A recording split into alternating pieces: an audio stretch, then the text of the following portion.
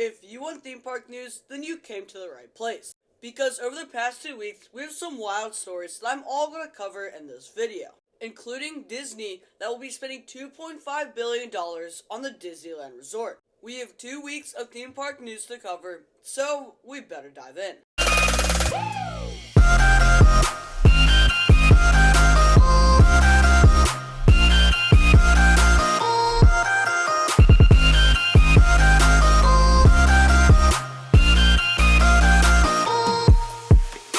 Let's start off with Disney.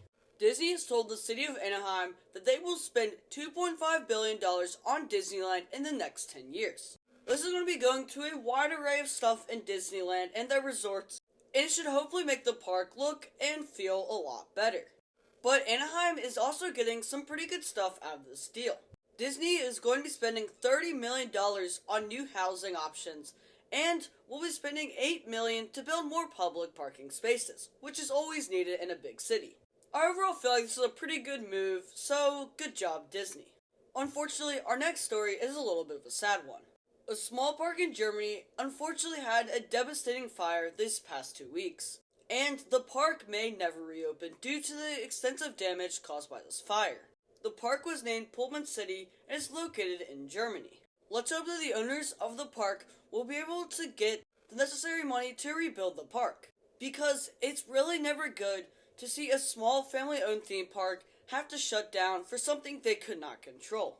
Next up, we're heading over to Kings Island for some news about their Camp Snoopy update. Kings Island will be renaming 3 of their existing Planet Snoopy attractions. Woodstock Gliders will now be renamed Franklin's Flyers, and Flying A's Aerial Chase, the lovely family coaster, is getting renamed to Woodstock's Air Rail. Race for Your Life Charlie Brown, my personal favorite of the 3, is going to be renamed Charlie Brown's Rushing River Log Ride. Ooh-wee, that's a long name. That gives Hagrid's Magical Creatures Motorbike Adventure a run for its money right there. But anyway, these names are to tie in better with the Camp Snoopy theming, and as with most moves that theme parks make, it's probably for a good reason, and I think this was a pretty smart decision on Kings Island's part. So, good job, Kings Island. Next, we have an update about Busch Gardens Tampa's Sky Ride. It has luckily reopened, but it is now an upcharge attraction, costing you $5 to take a one-way trip. Now, if you are an annual pass holder, it is free for you, so that's pretty good. But if you don't have a pass and just want to head there for one day, you're unfortunately going to have to pay the upcharge price. I really wish they would have kept this a free attraction for everyone, because that would have helped ridership be so much higher. Because there's going to be a lot of people turned away by the upcharge status. I don't know, maybe if we get lucky, they just might make it free again. But, unfortunately, given theme parks' histories and stuff, I wouldn't bet on it, because theme parks, they just don't make things cheaper, really. I guess you could say that for the rest of the world, though, right now. Our next piece of news actually comes from SeaWorld Entertainment, and I must say, this decision was quite surprising to me. SeaWorld Entertainment will now be renamed United Parks and Resorts Incorporated. This is a big change from SeaWorld Entertainment. And honestly, at first glance, I had no clue why SeaWorld was doing this, because the SeaWorld brand is such a recognizable name. Why would you change it to something so generic as United Parks and Resorts? Like, it almost seems a little too generic. But SeaWorld had something to say about this, and they gave a reason why they said they're renaming the company. The company's CEO, Mark Swanson, had this to say on the name change. Quote, "Our new company name, United Parks and Resorts Incorporated, better reflects that we have been and will continue to be a diverse collection of park brands and experiences. Each of our iconic parks, including the 4 SeaWorld parks in Orlando, San Antonio, San Diego, and Abu Dhabi, will continue to operate under the same names our guests know and love. What also remains unchanged is our deep commitment to creating experiences that matter for our guests and inspiring them to help protect animals and the wild wonders of the world." So what do I think of this name change? Well, I guess it kind of makes sense, because they do operate the Busch Gardens theme parks, and Busch Gardens and SeaWorld doesn't exactly sound like they should be together. So I guess it does create kind of more sense of unity almost. But I'm not gonna lie to you, I kind of like the SeaWorld name, because SeaWorld sounds fun, you know? But again, they are trying to maybe rebrand after the accident they had a couple years back. And I know SeaWorld wants to rebrand themselves as a very trustworthy company, and they really are. So I'm pretty neutral on this. I guess it makes sense, but I do prefer the SeaWorld name.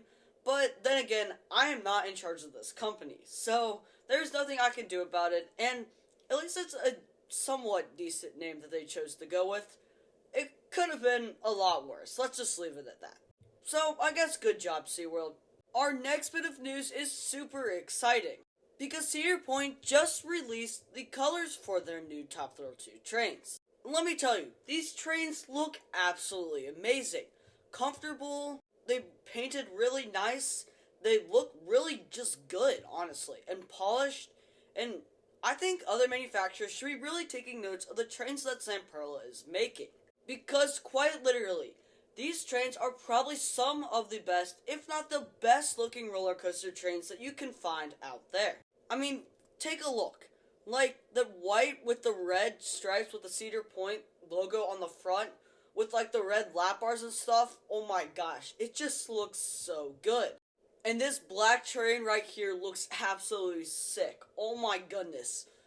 That is amazing looking. So I think Cedar Point did an incredible job of picking the colors right here.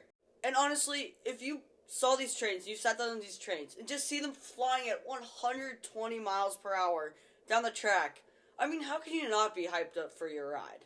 So this is a huge W for Cedar Point, and whoever made a decision for these colors and these trains, they are genius. Great job, Cedar Point. These look insane. We have some pretty concerning news coming from Knott's Berry Farm. Knott's Berry Farm just released a new version of their app. And on the map of that app, there is no trace of Montezuma's Revenge. I thought this was a little concerning, because if you really think about it, why else would a theme park remove one of their attractions they're working on just to reopen it? And I would have to guess, if I had to place money on it, I don't think that Montezuma's Revenge is ever going to reopen. Honestly, that topic is worth a whole video on its own. I just don't feel like I see it happening. I think too much has been messed up, and I think Knott's Berry Farm, and I just don't see it happening. I think too much has gone wrong, and I think at this point, Knott's Berry Farm is probably just going to pull the plug on this thing. Now, it is unfortunate, and I've never had the chance to ride Montezuma's Revenge, but it looked to be a pretty cool coaster. Next up, Six Flags Over Georgia has finally named their Intamin Ultra Surf, and it is going to be called Georgia Surfer. Now, I actually love this name, because I think it's probably a play on Georgia Scorcher, which is located in the park. I honestly don't think they could have chosen a better name, so, yeah, Six Flags Over Georgia, great job, and I really like this name. I honestly feel like other parks should do this with their other rides, like make plays on the names for other attractions. So, Cedar Fair, Six Flags, be taking notes here, because this idea is actually really smart. So, great job, Six Flags Over Georgia, and keep naming your coasters well, I guess. Yeah, keep up the good work. For our last bit of theme park news, it is unfortunately a little bit sad. Idlewild and Kennywood are going to be removing a couple attractions this off-season. Idlewild is going to be removing their bumper cars, a water slide, some more bumper cars, and a kids attraction boat ride. Now, it's never good to see attractions go. These are luckily on the smaller end, so I don't think it should be too much of a problem if you are planning on taking a trip out to Idlewild, unless you have younger kids. Yeah, it's just never fun to see attractions go. But as I always say, whenever a theme park removes an attraction, there is always some good reason behind it. They don't just remove attractions because they can remove attractions. So now to Kennywood. Kennywood's going to be removing their kids spinner ride that's kind of like the Dumbo spinning rides you find at Disney, along with the Zamperla Rock and Tug. Wow, I just love these attraction names. But anyway, again, it's not fun to see them go, but they are on the smaller end, and there is a reason they're removing them, I'm sure of it. So I guess it's not great, but Kennywood gets a pass on this one.